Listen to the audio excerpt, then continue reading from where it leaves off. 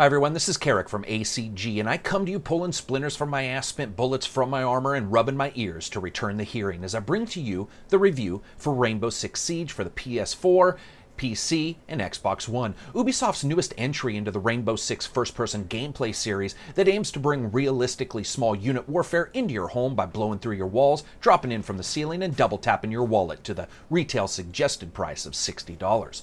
Remember, I review games on what they offer at that moment, not the promises of developers wanting your cash now for stuff that they're going to offer later at some random point. This is game versus cost. Let's see how it did, shall we? As always, if you liked the video, maybe subscribe.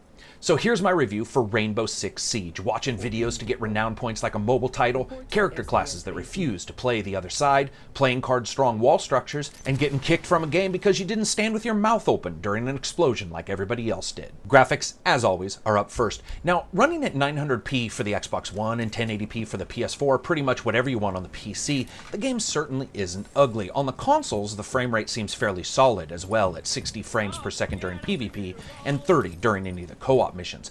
It's not exactly pretty though, balancing the clinical and antiseptic look of the game world with fairly detailed operators and a world that is so destructible it feels like it'd fall apart if someone bumped a wall with a damn gun barrel.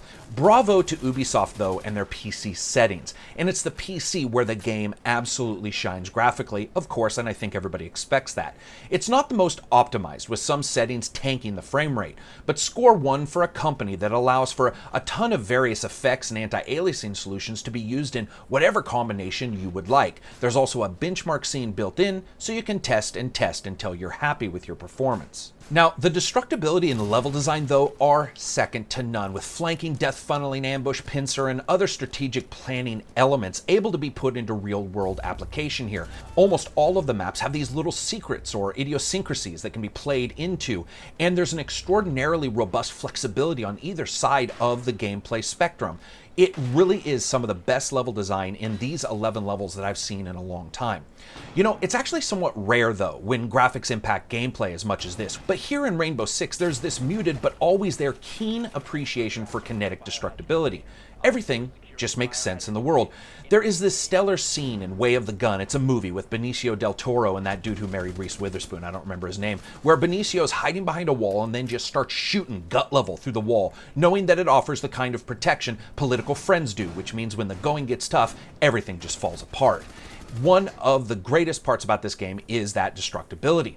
Now, things don't just crumble like dried out crackers though. Instead, they fail strategically. For example, a plaster wall can be blown out completely, but if it's fully built up like a normal house with studs, it may be only able to be shot through and broken down to the point of being able to hit somebody through it. Locations and levels are diverse, but I admit that I wish more gunfights happened outside many of these levels, as there's actually a lot of real estate that just isn't used despite it being there and really actually looking very cool. It's sorely unused. Now, operators run the gamut of looks, with 20 of them taking up the mantle, and their various armaments and weapons really look outstanding, as do the hundreds of special effects that are thrown at the gamer's face at any one time when you're using those weapons. When things get moving and the chaos enters in, it actually looks pretty damn sweet. Sound, music, and voice.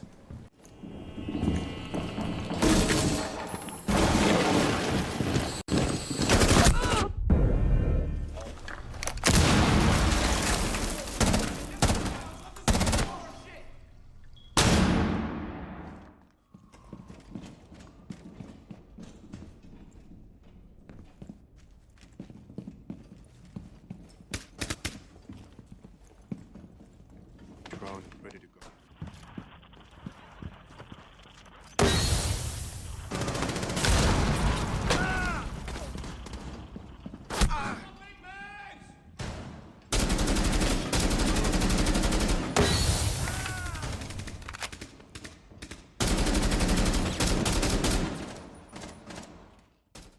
And as always, sound is up first in this trilogy of audio awesome. Man, you know, a game like this will hinge on its sounds, not only due to the interplay of various items and skills that the operators have to continually and quickly set up temporary defenses if, let's say, they hear attackers, but also on the offense itself. Half-step some stairs to make them creak to bring defenders to that opposite side, and then have the rest of the team breach the other side's wall. The sound sphere here is amazing, and not just during the bombastic moments, but during the setup phases and the tense moments before you engage the enemy, where a single clink of someone's sling clip can alert you to a flanking attack. attacker.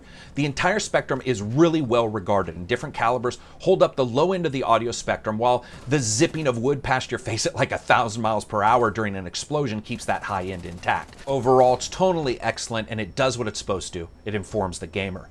Music. I love it. Listen, it goes away fairly quickly, and it gets drowned out by operators trading please die messages at the speed of whatever caliber they're shooting, but what's there is good. It's an ambient, somewhat techno soundtrack, but it does have some few oddities thrown in that I liked as well. It's fitting music, but due to the title's gameplay style, mostly it's gonna go unnoticed. I really actually liked it. Voice. There isn't a bunch, from the callouts of your operators when seeing enemies to the AI's consistent alerts and informational statuses to one another when you're in lone wolf mode. The voices are good and do what they need to do, and that's inform the gamer of what's going on at any one particular time. Gameplay. Let's break this down because it's gonna need to be said. Listen, this is a different breed of game and people need to recognize this. Can you respawn? No.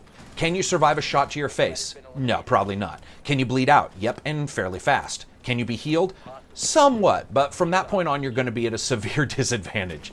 This game is far more about not getting shot than heroically living through it. If you remember that, then the rest of this is going to make sense. Now, that being said, you start out picking a mode. You have situations, multiplayer, or terrorist hunt, with each offering their own little idiosyncrasies and options. You also have a tutorial, but we'll skip that. Situations mode has 11 fake situations in play. It's single player, and you go in alone to take on enemies and make some special cash if you do specific things during the level. It's cool in a way, but its restriction to single operator without backup means a high level of frustration on some of the higher difficulties. It's doable though. Basically, it's like advanced tutorials, spreading a player's wings from knowing what a breach is, let's say, to doing it correctly while opponents are politely asking them to die. Now, multiplayer mode is where you do casual, ranked, and even custom games, though you have to play for a bit before those last two open up.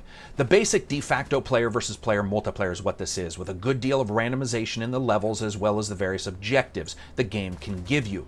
Lastly is Terrorist Hunt. It's you and your team or lone wolf against terrorists in randomized levels, randomized enemy placement, and randomized objectives. Here's what's so cool though. The AI in Siege is amazing. Now, I won't say it doesn't mess up, but this is some nut-crushing AI on anything above the average difficulty, the kind of which will shoot at a sound like a player would, who will aim for the wounded before aiming for those in armor, and a bevy of other choices they make that are far more realistic than past AIs in other games. It's some outstanding gameplay adds there, with a good deal of objectives as well. This turned into a far more profoundly enjoyable projectile dance than I ever thought that mode would, and in the end, might be my favorite one. So once you've chosen a type of multiplayer, you get to look at your operators, 20 characters. Strangely, you can't use the same character on both sides. There's no Iron Man football here, meaning if you're on defense, you can't play the same guy you may like on offense, though it's entirely possible you can find a likewise character with some kind of somewhat similar calibered gun on either side. They're a bit like classes, but less diverse, and the atypical recruit is there as well if you haven't opened up a class, which can pick from all the setups but doesn't get the special gear. But luckily, new dudes are unlocked at like, I think 500 renown points at first, which could be far worse, as you make a good deal of renown per level. At the start of each game, you get time to scout out the area if you're on offense, or set up for a good defense if you're on that side. This is a timed countdown to where you're setting up barriers, locking down windows, reinforce interior walls with barricades that are obviously held in some magical bag of holding on your character. If you're on offense, you're basically using little drones to try to scout out the defensive locations. This entire setup time is just a little weird. In all the times I played, I think I counted one single time where the objective and its exact room wasn't found by the attacking group. I think that needs to be more randomized or adjusted, as this resulted in some issues with how battles played out that I'll get to in a moment. Now, once the time for this setup clocks down, it's go time. Repelling, bursting doors open, flanking, double flanking, pincering, and even blowing up floors to drop into rooms below are all par for the course. It's this flexibility of entry that is the pride and joy of the title and absolutely hits the gameplay in spades. There's just something so fun about seeing a wall and saying, you know what, I think a door needs to be here, and then making one. It's simply wonderful in a way that's actually a little bit hard to describe. Even though most rooms have some kind of reinforcements, the fact is that both Attackers and defenders always have a weak spot. Defenders can't possibly watch all doors and entries, as the maps are set up to always have one or two ways of entry that can't just be defended at all times, while attackers don't know what's going on inside the room even if they dropped a drone in the first place, because most of those reinforcements can be moved. Additionally, the plain and simple fact is moving betrays you. The defensive team may not have to do that. Now, Siege is at its best when an organic chemistry begins to take shape on either team. This can be 1 to 2 games in, or maybe be instant, but it can be helped if you do have a microphone and use it. Now, do you need voice chat for this game? No, not even close. Even on Terrorist Hunt at the highest difficulty, physical movement and just paying attention to sound and action around you can easily offset much of that. It would have helped, yeah, but in the end, you don't need it. Now, every class that you can choose has specialties like healing, dropping large caliber weapons in a hallway mount, or smoking out enemies Cheech and Chong style.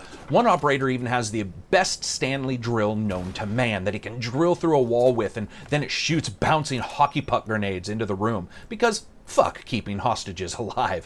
When it comes to the ballistics model that all of these guys use, it won't win awards. On some weapons, there's a shocking lack of ballistics recoil, including the shotgun, which feels like playing with a cat's laser pointer at times. Now, that being said, most weapons play nice with the environments, and if you think you can shoot through something, you probably can, but bullet drop damage seems to be dialed in enough to not have many complaints as of yet, and I've put in many hours pre and post launch. But one thing I noticed is this, and it's probably purely due to the game's design, but in PvP, humans huddle together and wrapped in metal reinforced walls and hilariously easy to counter ballistic shields while sitting like 3 feet from the objective.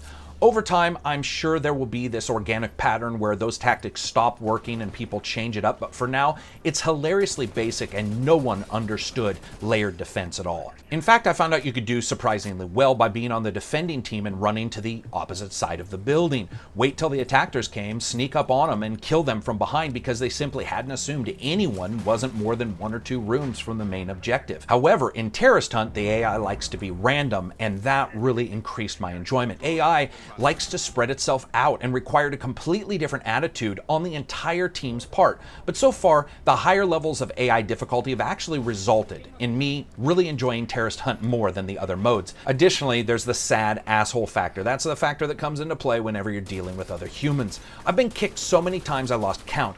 While I was doing this review, in a room I would duck and no one else would, and they would die. Kick him, he's a hacking POS. If life hacking by ducking because I don't want to be a gape mouth for the rest of my life because half my brain is missing from an explosive, then so be it. But childish behavior abounds in this title, as well as host dropping happening continually. They should get a penalty for it, and I think they do, but it certainly did not stop people from continually host dropping whenever they, let's say, died at the starting of a battle. Now, as for the connections itself, it's improved each day I play, and jumping into and out of games is fast. Matchmaking, though, as a whole worked well, depending, of course, on time of day, as it's making sure I had a somewhat playable connection speed. Now, there are microtransactions here, and there are dual currencies, and yes, you can get points for basically just sitting back and watching stuff, but it's only once that works. Where Renown unlocks things like new operators and some weapon skins, Rainbow credits, which are real-world cash currently transformed into Rainbow credits, they unlock things like boosters and weapon skins as well. Luckily, nothing is too expensive, and I have in no way felt that the grind was impacted, though that overlap of the two, some unlocking the same thing as others, I don't know, it just feels a little bit cumbersome. In fact, it makes me a little bit nervous. They seem primed for later use, and I'm going to be keeping my eye on this title above many other titles and make sure that it doesn't change too much, or that grinding level hasn't changed, because if it does, I'm going to be changing the score of this review regardless of what I give it.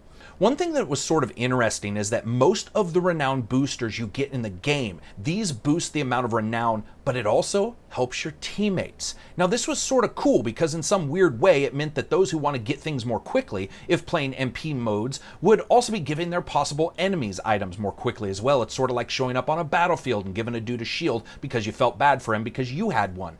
It's an interesting idea, and it takes a bit of the bite of the boosters away because frankly, you didn't really need to have any because almost everyone else did. Fun factor. While playing player versus player, it was somewhat fun, but the Terrorist Hunt, for me at least, showcased humans at their best, going against randomized enemies that actually fought with all the dug-in tenacity of a team of blood-sucking ticks. They may not have been as good at setting up defenses as humans, but their aim, precision, and somewhat realistic use of sound as a weapon actually elevated that gameplay far higher than the typical PvP. PvP has lots to offer, don't get me wrong, it surely does, but in the end, currently much of the same tactics are used by either team, resulting in both the repetition of the engagement mixing with the repetition of the levels. And that's where Siege has a problem. It's got 11 maps and 3 main modes, but Situations only offers a real reason to do it one time, and then it's sort of gone. So you have basic but somewhat randomized multiplayer, and then you have the terrorist hunt, and sadly, the levels aren't that big. Due to the map rotation, I have heard from many gamers even now who played the game into the double-digit numbers and just by sheer horrible luck have not seen some of the maps, meaning a hellacious 7th layer of hell of repetition going on right there. Now, I rate games on a buy, wait for sale, rent, or never touch it again rating scale. If you plan on engaging in any of the multiplayer content that includes co-op terrorist hunt and of course PvP, this is a buy. The fun factor here is very high, as is the amazing ability to flex your own brain power and try out new things on the fly, a large number of unlocks, and a good deal of randomization, and currently those unlocks don't seem too connected to the microtransactions. For $60, you're going to get some serious time from it if you engage in the multiplayer. However, in no way, shape, or form is this a single-player game. Repeat, this is not a single-player game. If you plan on getting this to do terrorist hunt and the situation levels alone, you're going to be sorely disappointed, because if you get to that skill level to do that, then you're going to notice the lack of human players. It's just that catch-22 there. So if you like the review, as always, hit like. If you disliked it, hit dislike, and peace out.